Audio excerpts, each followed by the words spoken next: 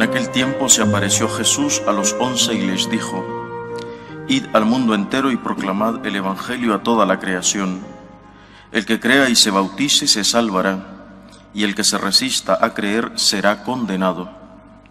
A los que crean les acompañarán estos signos: echarán demonios en mi nombre, hablarán lenguas nuevas, cogerán serpientes en sus manos, y si beben un veneno mortal no les hará daño. Impondrán las manos a los enfermos y quedarán sanos. Palabra del Señor. Hoy celebramos esta importante fiesta dentro de nuestro calendario litúrgico, que es la conversión del apóstol San Pablo. Es el día de su conversión, es decir, como hemos escuchado en la primera lectura, el día en el que, yendo camino de Damasco para apresar cristianos, tuvo la caída del caballo, famosa caída del caballo, y ese fue su encuentro con un Dios misterioso, con un Señor misterioso, que le hablaba: soy yo, Saulo, aquel al que tú persigues. Bueno, pero hay que entender de dónde venía, si no, no podemos entender a qué se convirtió. Él era un judío practicante y seguramente extraordinario dentro de su religión. No sé si sabéis que él pertenecía a los fariseos, a la secta de los fariseos. El judío tenía que cumplir, eran 630 y tantas leyes religiosas. Es decir, yo el otro día tenía preparando el libro que estoy haciendo sobre la vida pública de Jesús. Estuve mirando cuáles eran y me leí las 600 y pico. Impresionante, ¿no? ¿Quién puede retener en la cabeza 600 leyes, 600 preceptos morales? Es una cosa impresionante. Solamente meterse eso en la cabeza ya de por sí es un triunfo, ¿no? Y cualquiera de esos preceptos, si te equivocas, ya no has cumplido bien. Además tenía un inconveniente, no solamente el que a ver quién se aprende 600 mandamientos, sino que todos eran del mismo valor. Era del mismo valor. Uno de ellos, por ejemplo, dice: no pegues a tu padre y a tu madre. Era del mismo valor no pegar a tus padres, lo cual es un precepto francamente maravilloso, porque no hay que pegar a los padres, pero era del mismo valor que no comer tal cosa, ¿no? O sea, todo era igual. Esto te da una impresión, aquel que lo sabe, que lo memoriza y que lo cumple, te da una impresión de superioridad, ¿no? Yo creo, voy a poner un ejemplo que no quiero molestar a nadie, ¿no? Que es como uno que ha sacado las oposiciones de notario. No digo que los notarios sean soberbios, para nada, ¿no? Pero conozco notarios que son gente encantadora, ¿verdad? Pero pienso que uno que ha sacado las oposiciones de notario tiene una gran tentación de sentirse superior a los demás, ¿no? Porque, oye, sacar las oposiciones de notario, qué cosa tan dura, ¿no? Cuando eres una persona que se sabe de memoria 600 y pico preceptos morales y que los cumple y que vive todo el día con una lupa pendiente, esto sí, tengo que moverme hasta aquí, esto no lo puedo hacer. Una cosa tan complicada, una religión tan complicada, que inevitablemente te crea un sentimiento de superioridad sobre los otros judíos que no se sabían eso y que no lo cumplían, no digamos ya sobre los paganos. Este es el hombre que se va a encontrar con Jesús. Repito, no podemos entender a qué se convierte si no sabemos de dónde viene.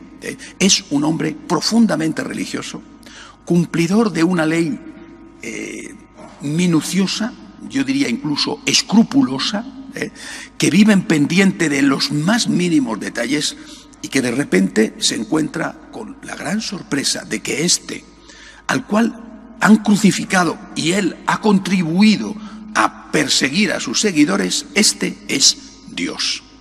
Primera cuestión, la importancia de la fe en la divinidad de Cristo. Esta es la primera clave para entender a San Pablo, la importancia de la fe. Por eso él va a insistir tanto en esto, y en sus cartas va a darle una y otra vez la vuelta a este concepto: la fe nos salva. Eso no significa en San Pablo que no sean necesarias las obras, pero él, que viene de la persecución a Cristo, descubre que Cristo es Dios y se da cuenta de que todo cambia de perspectiva desde la divinidad de Cristo. Primera gran lección que no debemos olvidar: Cristo es Dios. No hay que olvidarlo en la vida, nunca, con todas las consecuencias que eso tiene. Cristo es Dios. Y este Dios hombre, este Dios que muere crucificado, es el Redentor, el Salvador. Por lo tanto, se encuentra con un segundo problema.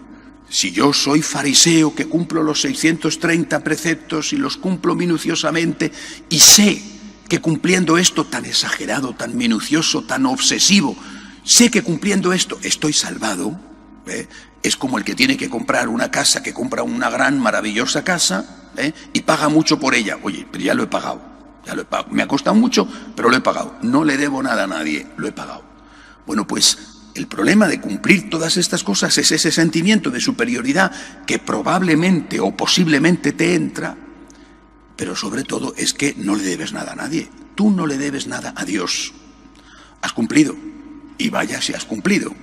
No le debes nada a Dios. Dios hace su parte y tú haces la tuya. Cada uno en su casa y se ha acabado. ¿Cuánto cuesta la casa? Toma. Carísima me ha costado, pero la casa merece la pena. He pagado con el cumplimiento de todos estos preceptos, he pagado mi salvación. No le debo nada a nadie. Cuando se da cuenta de que Cristo es Dios, se da cuenta también de que la deuda con Dios es absolutamente imposible de pagar. No se puede pagar la deuda de la sangre. Y no se puede pagar la deuda de la sangre de un Dios. Esa deuda no se puede pagar. Y ahí es donde entra, junto al concepto de fe, a partir de ahí entra el concepto de gracia. Es Cristo con su gracia quien me salva. Yo no me salvo. Mientras que el judío piensa, cumpliendo los 600 preceptos, me salvo, cumplo mi parte del trato, lo que se llamaba la alianza, es un trato comercial. ¿Cuánto cuesta? Toma. Tú me das, yo te doy. Te doy gracias por educación, pero no tengo que darte las gracias para nada. ¿Cuánto cuesta un kilo de naranjas? Toma, aquí lo tienes, punto, hemos terminado. El trato se ha acabado. ¿Cuánto cuesta la salvación? Cumplir 600 preceptos. Aquí tienes los 600 preceptos cumplidos, dame tú la salvación, hemos terminado el asunto. Pero de repente descubre que Dios se ha hecho hombre, que ha muerto en la cruz, que es el Redentor, que es su sangre derramada la que nos salva y que esto no se puede pagar con nada. Ni con 600 preceptos, ni con 60.000 preceptos que hubiera que cumplir. Esto no se puede pagar. Y entra en ese otro concepto ligado a la fe, que es la gracia. Es la gracia de Dios, es el amor de Dios el que me salva. Es Cristo el que me salva, no me salvo yo. No me salvo yo con mis buenas obras, aparte de que mis buenas obras las hago por la gracia de Dios. Pero no me salvo yo no soy el autorredentor. Esto es fundamental para entender a San Pablo y para entender el cristianismo. Cristo es mi Salvador. Yo no me salvo a mí mismo. Cristo me salva. Es su sangre derramada. Es su amor infinito el que me salva. Fe, gracia. Tercer punto. Gracias. De la gracia, las gracias. El que paga, si da gracias es por cortesía. No te debo nada, te he pagado. Hemos ido a un notario, he firmado, aquí tienes el cheque, me quedo con la casa. No te debo nada. Pero en cambio, si no puedes pagar, porque es infinito el costo, porque aunque des, nunca llegas. Por mucho que des, siempre es poco. Si no puedes pagar, ¿qué te queda? Las gracias. Gracias, Señor. Gracias. Fe, gracia, gracias. Esto es San Pablo. Y esta es su conversión. Entenderse a sí mismo como alguien siempre en deuda. Entenderse a sí mismo como alguien que por mucho que dé la vida es poco comparado con lo que ha recibido. Queda la cuestión de ¿y qué necesidad hay de las buenas obras? Ese es el gran problema que no va a entender Lutero, y por eso se extravía. Las buenas obras son necesarias para dar gracias. ¿Cómo vas a dar gracias si no es con buenas obras? ¿Con sentimientos? ¿Con cortesía? Y usted, esto es el aperitivo.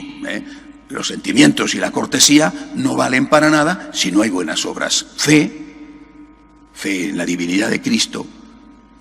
Gracia, es Cristo el que me salva. Gracias a este Cristo. Gracias a este Dios que me ha salvado. Y gracias con buenas obras. Por eso el apóstol Santiago en su carta dirá: demuéstrame con tus obras tu fe. La fe sin obras es una fe muerta. Esta es la fe católica. Fe, gracia, gracias. Fe, gracia, Eucaristía, que es acción de gracias. A esta conversión tenemos que ir también nosotros. Señor, yo no me salvo por mis buenas obras. Tú eres el que me salvas. Nunca te lo podré pagar suficiente. Gracias, Señor. Y yo te demuestro mi agradecimiento, te demuestro la vitalidad de mi fe con mis buenas obras, con mi acción de gracias. Delante de ti aquí, dándote gracias en la Eucaristía, y fuera de aquí, amando al prójimo por amor a ti. Que así sea. De pie, por favor.